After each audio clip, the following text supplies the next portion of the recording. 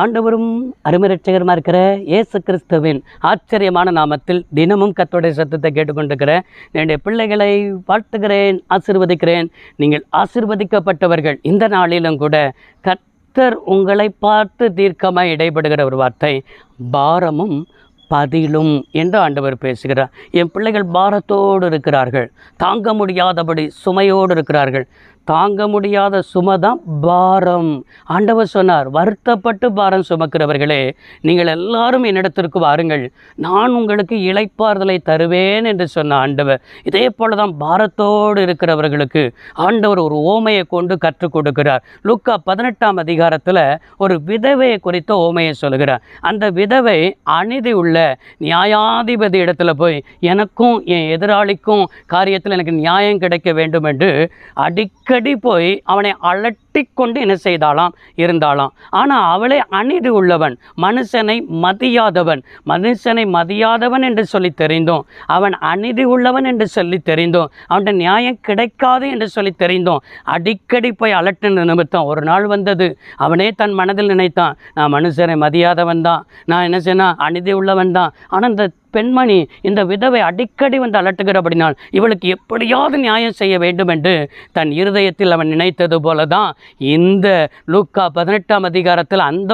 ஓமையை கர்த்தர் சொல்லி லூக்கா 18:7 அந்தபடியே தேவன் தம்மை நோக்கி இரவும் பகலும் கூப்பிடுகிறவருடைய விஷயத்தில், தம்மால் தெரிந்து கொள்ளப்பட்டவுடைய விஷயத்தில் நீடிய பொறுமை உள்ளவராக இருந்தாலும் அவர் நியாயம் செய்யாமல் இருப்பாரோ என்று என்ன செய்யப்பட்டிருக்கிறது, எழுதப்பட்டிருக்கிறது. பாருங்க, அநீதி உள்ள நியாயாதிபதியே அடிக்கடி வந்து அலட்டுகிறபடினால், அவனுக்கு எதிராளிகள் நிமித்தம் இந்த இருக்கிறதான பிரச்சனை, அந்த பாரம், எனக்கு என் கணவனார் இருந்திருந்தா எனக்கு இப்படிப்பட்ட பிரச்சனை வந்திருக்காது, இன்னைக்கு எனக்கு கணவனாரும் இல்லை. அந்த விதவைன்னு தான் எழுதப்பட்டிருக்கா. அவளுடைய பிள்ளை இருந்துச்சா, எது இருந்துச்சா, அதெல்லாம் ஆண்டவர் சொல்லலை.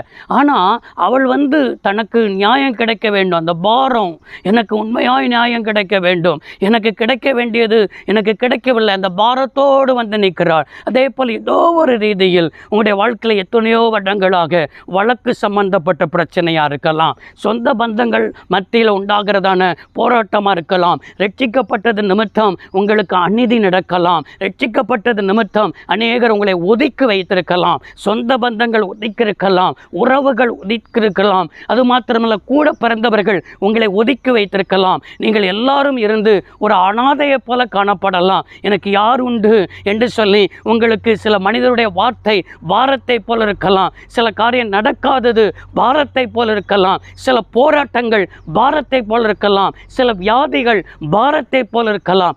எது உங்களுக்கு பாரத்தை போல இருக்கிறதோ, இன்னைக்கு பாரமாக இருக்கிறதெல்லாம் தேவன் அப்படிப்பட்டவர்களுக்கு பதிலை ஆண்டவர் தருவேன் என்பது தான் ஆண்டவர் பேசிதான் தம்மால் தெரிந்து கொள்ளப்பட்டவுடைய விஷயத்தில், அது யாரு, இரவும் பகலும் கூப்பிடுகிறவளாகிய உங்களுடைய வாழ்க்கையில் ஜெபத்தை நிறுத்திடக்கூடாது.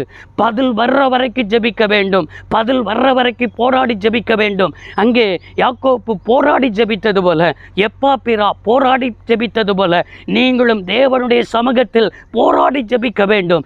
ஜெபிக்கும் பொழுது ஆண்டவர், அதே லூக்கா 18ஆம் அதிகாரம் 8வது வசனத்தில் இவ்வாறாய் வாசிக்கிறோம், சீக்கிரத்திலே அவர்களுக்கு நான் என்ன செய்வேன், நியாயம் செய்வேன், சீக்கிரத்திலே அவர்களுக்கு பதில் வரும். இந்த வார்த்தையை கேட்கிற சகோதரனே, சகோதரியே, நீ யாராயிருந்தாலும் எந்த இடத்துல இருந்தாலும் அநேக நாட்களாய் படுகிற வேதனைகளுக்கு, கண்ணீர்களுக்கு, பாடுகளுக்கு சீக்கிரமாய் பதில் வரும். உன் சுக வாழ்வு சீக்கிரத்திலே துளிக்கும் என்பதை என் தெய்வம் பேசியிருக்கிறார். வார்த்தையை விசுவாசிப்பீங்களா?